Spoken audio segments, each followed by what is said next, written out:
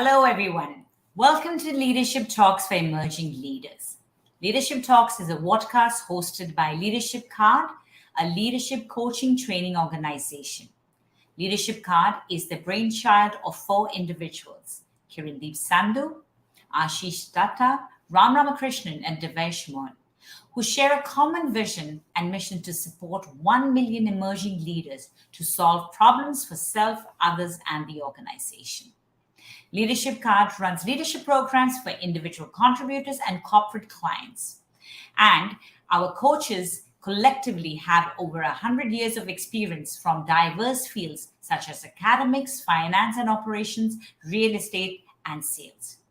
Every week on Leadership Talks, we invite leaders from varied fields and industries to share their story and share tips and strategies which you can apply to accelerate your personal and professional growth journey. I'm your friend Kirandeep Sandhu, a leadership communication coach, and I'm here hosting this 16th episode along with Mr. Ram Ramakrishnan. And today we will be talking about why leaders embrace resilience. Over to you, Ram. Thank you, Kiran. In today's episode, we have the privilege of having Miss Namrata Chakhaiyar, Wellness and Mindful Catalyst for Individuals and Organization. Thank you, Namrata, for joining in It's today. my pleasure. Thank you, Ram. Thank you, Yeah, Kiran, for Thank visiting me. you. little introduction about Namrata. She's an engineer and worked in corporate for about 13 years in the training area. However, a disease which bedridden her for about 4 months made her change course of her life. She says her mission in life changed. She now practices self-love and self-care passionately and would like to spread the message around to as many people as possible. So served as a Reiki teacher and healer for about 6 years. Now, in the last 2 years, wellness and mindful catalyst.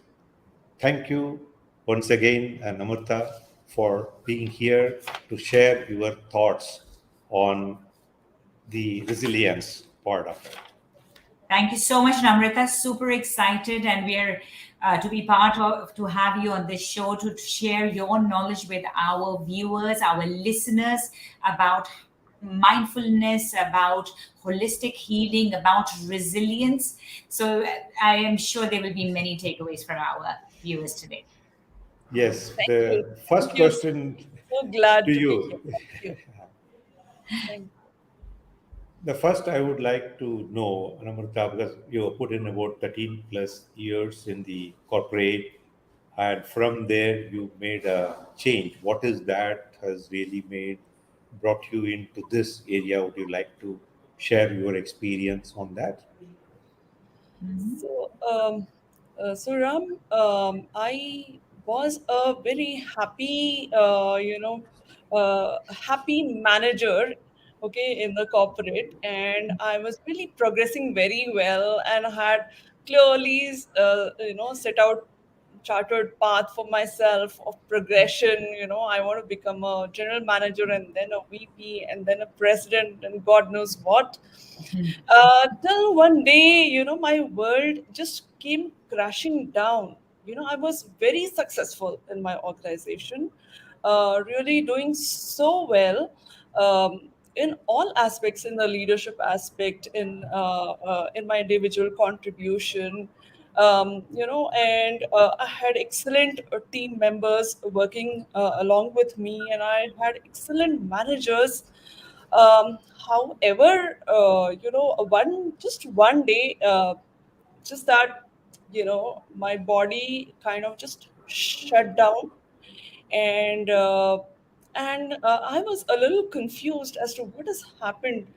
So the lymph nodes had actually swollen big, and the doctors were suggesting could be a cancer or could be a TB, and it was like whole lot of running around. I had two small kids to look after, and it was just just then, in that moment, I realized that here we are bracing for something which seems to be very difficult, and it indeed turned out to be very difficult. I was running from one hospital to the other. No one was able to diagnose what actually had happened.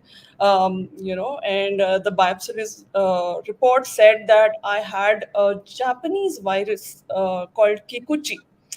And again, while it was diagnosed, there was this, the symptoms would just refuse to go away. So here I was, just that was like seemed to be the end of my career. And I was just, lying down on my bed. My head would go reeling, and I just did not have energy. I showed symptoms which were so weird. No doctors were able to really, help me. With 4 months of every single day, there was this 102 fever, which would come up for 4 months. I was bedridden. There was just, they could only give me paracetamol and antidepressants and tablets for sleeping. However, no one could actually help me with, with my recovery. So that's when, I started looking at the alternative ways of healing. That's when I realized that my solutions do not lie in the hospitals. My solution lies within me. I have to look for a different way of, addressing this problem. And that's when, I ventured into the realm of spirituality, the realm of, meditation, mindfulness. And I realized at the end of it, it did take me 2 years to recover completely. I did recover, but I realized that somewhere, the self care and the self love was completely missing in my life. And once I brought those aspects back in my life, my body automatically responded and it automatically started healing. So that really put my faith and trust in this phenomena of self-love and self-worth. And then that became my mission to share with others. Okay. So that's the passion, and that's the mission that I have embraced, of spreading the message of self-love and self-care. Okay, Thank you.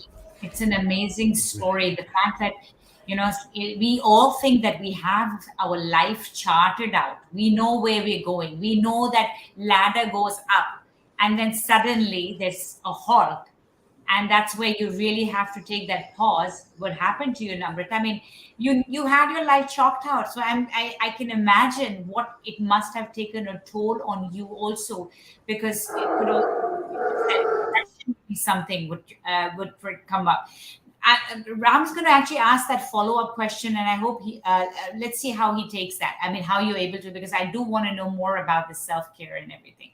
Ram, what's the next question? Yeah. See, one is that's what we wanted to know. You, as Kiran said, that you've gone through so much of thing. It is good to know from the person who has gone through this thing. What is the personal recipe for the resilience? Would you like to give it to the people, our viewers, and emerging leaders? Yeah. Yes. So, given that I had gone through such an extreme experience, and I would attribute only to my resilience of getting back, and get on with my life, and get on my life with my life in a more fulfilling and meaningful way. Okay, so you know what resilience is. I just wanted to share with the young managers. Resilience is that aspect of how well do you bounce back when you are facing adversity. Okay, when things are not going well with you, because this is life, right? And life always will pose some or the other situation which will, things will not always be going on the way one wants it to be. Rather, many things which are beyond our control, right? And we are seeing, okay, we are seeing, so many, in our environment, there are so many things, just kind of things which were so certain a few years back, and suddenly, it's gone into the, the all the certainty has become uncertain, right? And from that space to, everything that emerges is actually stressing all of us. Okay, so it could be the COVID-19, it could be the change in lifestyle which happened, which we all kind of adopted once COVID struck. We all started working from our home. Then there was the Zoom fatigue, right? Oh, So absolutely. yeah, there was a Zoom fatigue, and we were moving from one Zoom meeting to the other, to the other. We were also managing our home, so, and then there was this uh, completely, we got cut off from our colleagues and peers. So that social aspect, okay, of which is a major contributor to our happiness, so that socially we were cut off. And all this is basically resulting in a lot of health challenges, mental challenges, burnout, right? The managers want to, kind of, they're losing that sense of control. Are the employees actually working from their home or not, Yeah. right? So, seen a lot of those cases as well, where they're actually timing, how long can I see your face on the Zoom, on the camera. So, there are all sorts of things which are, leading to stress, and we don't even know how stress is something so insidious. We don't even know how it creeps into our system. And there are so many stressors. There is this, not only COVID, but there are this global, emergencies which we see, which are happening. There is this economic Prices, the instability. war, the fuel Right? prices going up, everything is in chaos. Absolutely. Yes, everything is in chaos, right? So, one or the other way, everything is stressing us, and that is resulting, that is directly impacting our well-being. Okay, and this is the right time to absolutely practice well-being, self-love, self-care. Okay, and that's where, all these practices, okay, of self-care, of self-love, it leads to resilience, because Okay, they so I'm going to prevent pause. you. Yeah, I'm going to pause you right now and ask you this question because I agree what you've said that stressors and how it helps you to build the resilience. But will you be able to share with our viewers that how can they practice self love, self worth? okay, so that's a very good and interesting question, Kiran. um, th- Can you share uh, with them at least two of your secret recipes so that they come to you later looking for more? So that there is this thing that immediately they can take that, that sure. action for self love. Sure. I would say practice mindfulness. Okay, that is a sure shot recipe for being resilient. Okay, mindfulness is that practice of being present at any moment of time, being present to your experiences. Okay, whether the experiences be good or not so pleasant, how be with those experiences with a sense of openness and curiosity. Okay, um, take a step back, take a pause. It allows us to do that. Okay, and when we practice those small things, okay, which we practice those mindfulness practices. There are those tips, and there's those techniques, okay, that we need to practice as part of our mindfulness practice. It definitely helps a long way in dealing with all these issues. Yeah. Okay. So one would be definitely what you said, mindfulness. Ram, would you like to add a little bit about this? Yeah, see, that's what she says is exactly right. One of the thing is I also worked in a very stressful situations. So that point of a time, one is what she talked about self-care and self-love is that is what many leader misses out. Saying that moment they think that taking care of the entire work pressure and work part of it, professional career, putting on the front foot, not doing that. That is where I say that one is first comes is the your health, then is the, you have a relationship, then career and money. Is that is what I see, that if you have a balance of this all the four, it becomes very important. That's where when it comes to that, you need to spend that time, whatever the investment which we are doing it. Take care of your self love or self care is an investment. It is not, you can't expect that today it is immediately going to give a benefit to you, but it is like a savings bank account or your pf you put it in when you are working in organization. When you are becoming age, when you are becoming taking more responsibility, that is the time it is going to come up. So one is, I just tell you my personal experience. I managed a stressful situation. Even then, I had a name like Mr. Cool, kind of a thing, which was possible because of you take care of yourself and you then mindfulness. Either it's a meditation or either you do regular workouts and kind of a thing, or even the food habits to various other thing plays a Yeah. key role.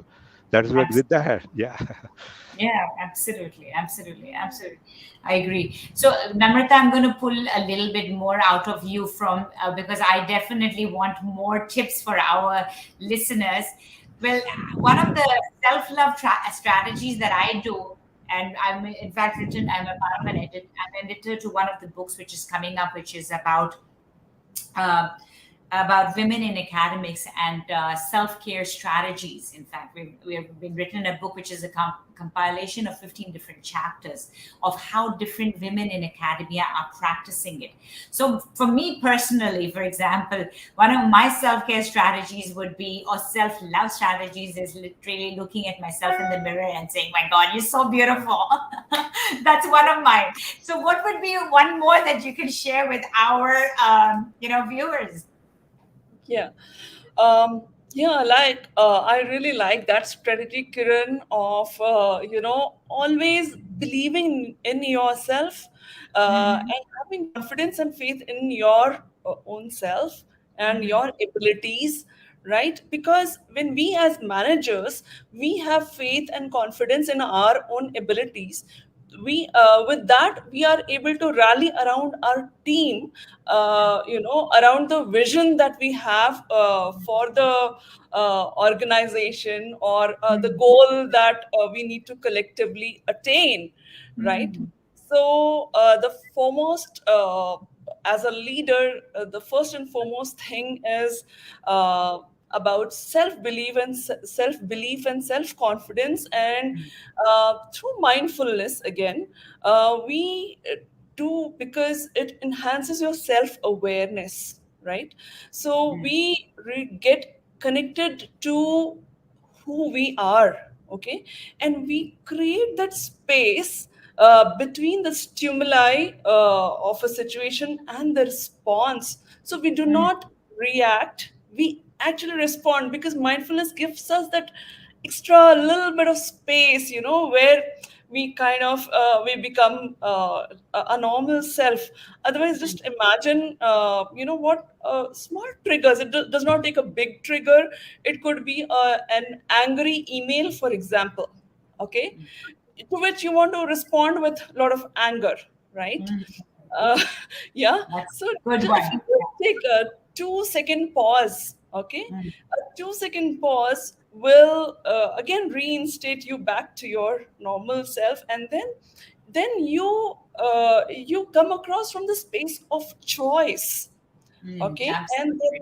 that's how you respond, right, to that email. And then imagine if you had responded in an angry way, and now that you have responded in a mature way, it really clears a lot of things and really makes way for good things to happen, right?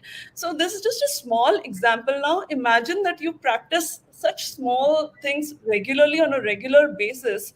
It really enhances that sense of self-worth, self-esteem, and your people, your team will start believing more in you and getting connected more with you because they will start looking up to you, right? And, a few other tips I could give is, when you practice mindfulness again, you develop that sense of empathy and compassion towards your team members, right? It really helps in connecting to people through empathy and leading them with compassion, right? I like that. So it is no, you I really like what you said, Namrita, that when we are, in fact, you are talking about it from a holistic healing point of view and how mindfulness is bringing that entire process in. And we at Leadership Card, we talk about how we need to be working on the foundations of leadership. And that starts with self awareness, and it starts with developing maturity so that you can deal with people in a more compassionate, empathetic way. So I'm actually seeing a really good blend of how holistic healing and what we have been working at Leadership Card is actually talking about the similar things, and but it's coming out in different ways. So thank you for adding all that. Ram, would you like to ask the next question?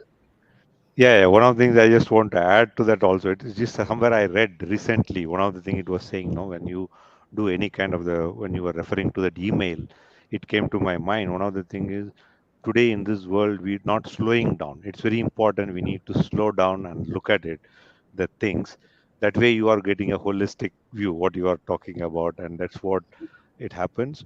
So that's great. And my next question is. How is wellness and mindfulness key to success of a leader?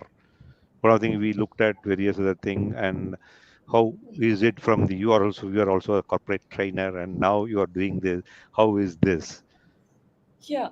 So, we are going from a personal leadership to leadership of teams, and how I really like the way how Kiran really emphasized on personal leadership. So first, we need to take care of ourselves, and we need to be watchful of ourselves, how we respond to a situation, how because if something has gone wrong, for example, and things do go wrong, right? Especially being in corporate, I can count thousand days where things have really gone wrong, some data got messed up, etc. What's more important, then we our sense of self-worth somehow is connected to success, and if things have gone wrong, our sense of self-worth also comes down. Okay. Mindfulness or these practices really gives you that space where you do not look at external ways of validating your self-worth. You don't allow your self-worth to actually go down. Rather, you learn. Okay. You learn from those mistakes. You go into the root cause. Don't be so hard on yourself for going wrong. Don't beat yourself so much for things which have gone wrong. Rather, just process those emotions. Okay. And then the clarity emerges of what is the learning that you're taking away. And similarly, if something has gone right, okay, something has gone extremely well, okay, don't get lost in the happiness of the moment. Right, Rather, if we are again back to a balance, it really helps us in the bringing us back to balance. Be in that state of gratitude if things all have right. gone. So, Absolutely. so then that really helps us to make the right decisions as managers. We need to take the right decisions, right? And if we are in a balance, in our equanimity, then we are really able to steer in the direction of the goals set by the organization. We're able to align to the goals of the organization. Mm, Uh, absolutely. That was That's very well great. put. My well put. So With I'm that, gonna. yeah, Yeah. Sorry, Ram. Please go ahead. yeah. So with that, the final question is for you is what would be one message for emerging leader today for the people view our viewers and all the emerging leaders you would like to leave today through this leadership talk? Okay. So this one message that I would like to give is uh, take your take care of yourself. Take care of not only yourself physical needs but your emotional needs. Be aware. Okay. That way, you are very precious. Your body, everything is so precious. So take care of that using some of the practices and tips that we have discussed today, right? And yeah, always be in your balance. Yeah, so that's all I would like to say Thank, to I everyone. would Thank you. thank you so much. I was just thinking, Namrata, that we have had leaders in the past who have been talking about how they can go up this corporate ladder. But this is a very different kind of a talk that we have today, where when we are talking about, yes, we are going up, we have a path set, we have our goal set, but there could be more. Now, how do you manage those calls? And one of the biggest things that you've shared with our listeners today is about the practice of mindfulness, about how mindfulness can actually help you to build, give you more emotional stability. It also gives you more self worth, and to always to remember that you are precious, and that way you have to be kind to yourself and not beat yourself, and always think about how you can really manage that situation by taking that pause before, so that the response between the stimuli and your response is more mediated rather than a reaction. So those were my takeaways from you today, Namrata. I want to thank all of our listeners who have tuned in today to listen to our leadership talks for emerging leaders. We will be back next week with another leader to share their story. For more information, join the Leadership Card Facebook page and tune into Leadership Talks for Emerging Leaders on Spotify and Apple Podcasts. And if you want to know more, use the link in the description about Namrata as well as Leadership Card, and follow our website, which is www.leadershipcard.com, for upcoming leadership programs which will give you an edge in the industry. Till next time, this is your host, Kirandeep Sadhu, signing off along with Namrata and Ron. Thank you. Thank you. Thank you Thank so